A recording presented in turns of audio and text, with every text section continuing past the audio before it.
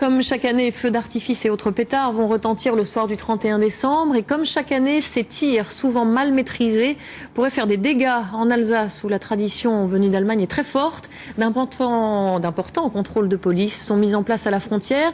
Yvan Macot et Guillaume Beaufils ont assisté à des saisies au pont de l'Europe.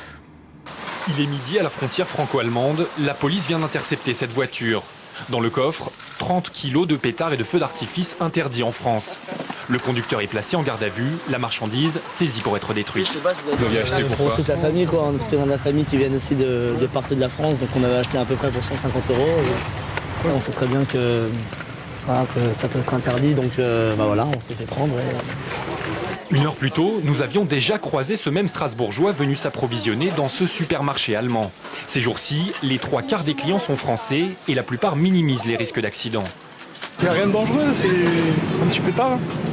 Ça, c'est le petit-fils, donc c'est pour ça qu'on prend des petites fusées, des petits trucs pas trop dangereux. Pas trop dangereux, et pourtant ces pétards de catégorie 2 sont l'objet de nombreux trafics au marché noir en France. Il y a 3 jours, près de 900 kilos ont été saisis à Strasbourg lors d'un banal contrôle routier. Le marchand de jouets qui les revendait discrètement a été condamné aujourd'hui à 5 000 € d'amende. Ce qu'on a mis en évidence, c'est qu'il est coulé sur des épiceries, sur des boulangeries, sur des tabacs, donc des petits commerces de proximité essentiellement, quelquefois des particuliers aussi. Ces fameux explosifs, les voici en action.